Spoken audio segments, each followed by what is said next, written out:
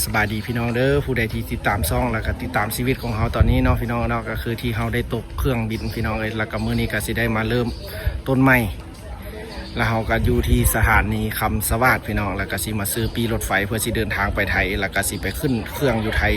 เพื่อสิไปรัสเซียเลยพี่น้องบัดนี้นะบ่ไปแล้วจีนนะพี่น้องเลยบัดนี้ผิดพลาดหลายแล้วพี่น้องเสียเงินบักหลายตอนนี้เขาก็อยู่ที่สถา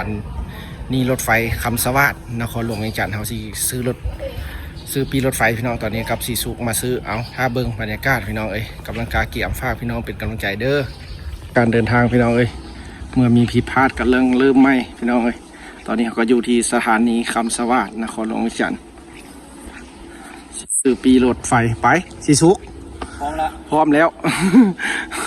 โบตกแล้วบ้านนี้นะเริ่มเดินทางสิไปไทยพี่น้องบ้านนี้นะนี่ก็อยู่ไทยจัดรถสีสุกเขาสิเป็นผู้ถ่ายคลิปเด้อ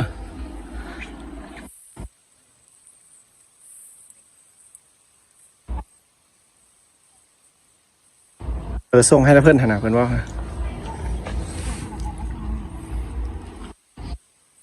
เดินทางพี่น้องตอนนี้กำลังซื้อปีรถไฟพี่น้องรถไฟเวียงจันทร์กรุงเทพพี่น้องว่าคนยังโล่งอยู่พี่น้องเพราะว่าเขามาตอนที่รถไฟกำลังยังบ่ทันมาที่สถานีกับบุมีไผ่หลายคนพี่น้องพอดีนางลิ้นกำลังสวงสะปัดสวัยอัปเดตให้พี่น้องเบิ่งเด้อในการเดินทางของพี่น้องเมื่อผิดพลาดหลักกะซีเริ่มไม่แมนซีไปขึ้นเครื่องอยู่ที่กรุงเทพมหานครพี่น้องหลักกะซีเดินทางไปรัสเซียเลย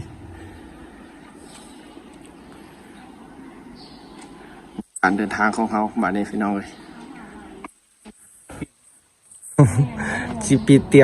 ยงนอนก็มันเต็มได้แต่เตียงนั่งกับเตียงยืนมาสักเพิ่นว่าโอ้จะมันซาดแต่อีตุ่นเด้พี่น้อง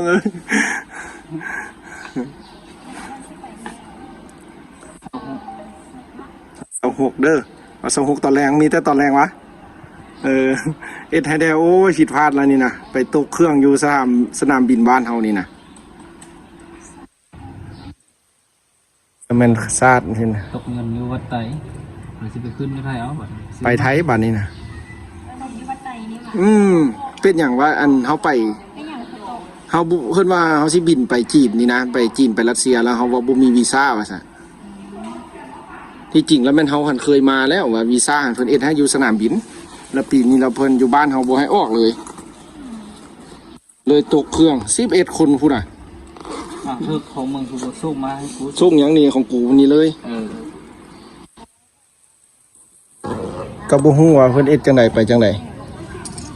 แล้วก็บ่ได้รับการเปลี่ยนแปลงหยังเป็นนอน3อันนี้2เอาเฮ็ดให้คักๆได้ได้ไปอยู่นี่ดีใจแล้วนี่คักแท้เป็นเตียงนอนพุ่นละแก้ไขให้ได้แก้ไขได้ดูเตียงนอนจักเตียงได้ดูมันผิดเนาะเตียงนั่ง11ชั่วโมงเตียงนั่งกับเตียงก็ยืนเมื่อยกับบ้านเลย11ชั่วโมงพี่น้องคลิปนี้ก็สิฝากพี่น้องอยู่ทางเมืองไทยเป็นกำลังใจเด้อถ้าเห็นเฮากับสีสุกมาส่งเข้าเลยเด้อพี่น้องอยู่สถานีอยู่กรุงเทพบ่ฮู้ว่าสิแม่นอยู่บ่อนใดพี่น้องตอนนี้กำลังซื้อปีรถไฟพี่น้องนี่กินข้าวอยู่พุ่นละกับสีสุกพี่น้องแล้วก็สิถ่ายให้พี่น้องเมืองเด้อนี่อัปเดตชีวิตเมื่อผิดพลาดนะ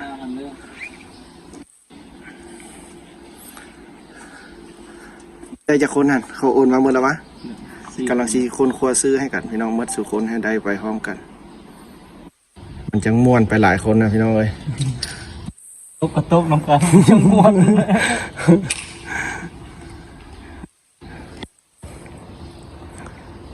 พี่น้องเดี๋ยวนี้เขาได้ปีแล้วก็สิกลับมาบ้านไปตั้งรักอยู่บ้าน2-3 มื้อแล้วก็สิมาใหม่พี่น้อง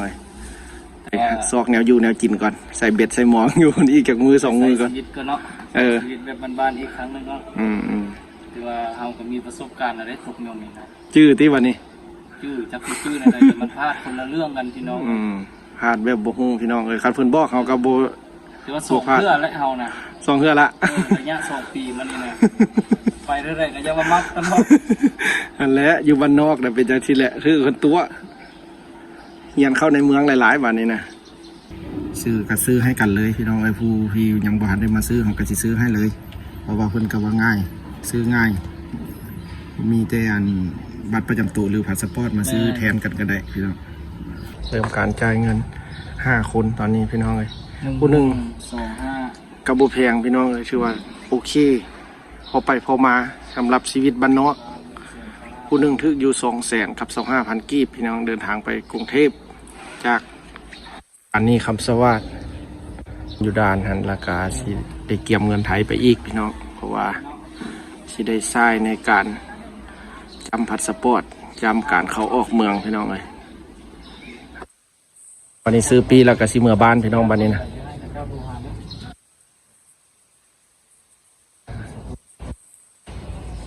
อันนั้นว่าสิสุผู้อันยังบ่มาอันเขาสั่งซื้อน้ำเพิ่นก็ได้วะ แม่น โอ้ครับใส่ได้แล้ววะอัน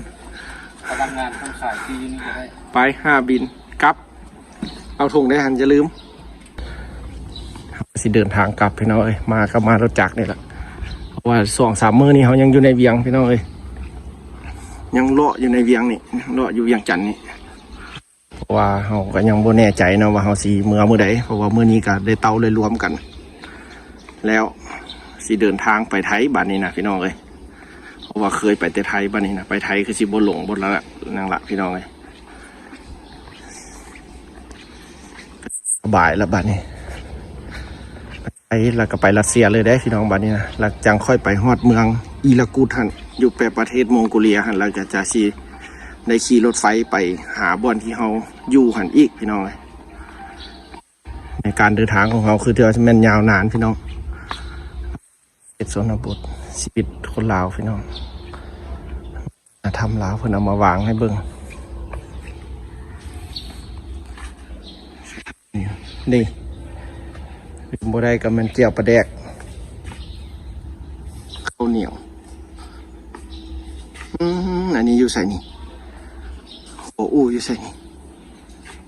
คือบ่มีตัวลาวเด้สิอ่านได้อังกฤษได้อ่านได้ก็โอ้อันนี้ภูหินน้ำนอวันที่ได้รับเป็นมรดกโลกเลยนี่หินน้ำนอนี่พี่น้องเอ้ยแห่งที่2ของลาวเฮา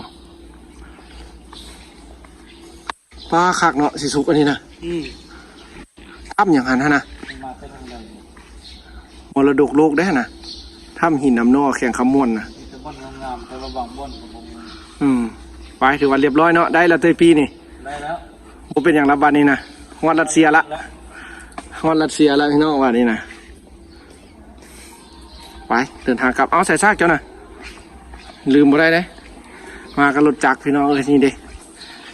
เกาะทั่วนี่แหละพี่น้องเอ้ยความเมื่อยความเจ็บหลังเจ็บแอว เด็ดฮ้อนๆอีกมื้อนี้ เอาพี่น้องไว้เจอกันอยู่กรุงเทพเด้อสิเป็นจังไดการเดินทางของเฮาครับสิสุขพี่น้องเอ้ยคันเห็นแล้วมาขับมาต้อนถักทายเด้อพี่น้องเอ้ยได้กินข้าวกินน้ำได้ก็ดีพี่น้องเอ้ยไปเตรียมลัดรถพี่น้องวันที่26เขาออกเดินทางกะสิแม่นตอนเช้ากะสิฮอดกรุงเทพแล้วพี่น้องเอ้ยเห็นกระทักทายเด้อนี่แหละสไตล์แบบนี้แหละพี่น้องสิได้พบกันอีกแล้วในกรุงเทพพี่น้องเอ้ยเอาสำหรับคลิปนี้กะสิเมื่อบ้านบัดนี้พี่น้องเอ้ย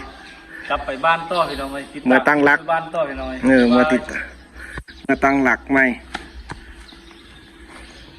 พี่น้องเอ้ยเป็นการเดินทางของเขาเมื่อนี้กสิแมนเริ่มจากการมาซื้อปีรถไฟพี่น้องวันที่26เขาจะได้ออกเดินทางพี่น้องเอ้ยเพื่อที่ไปไทย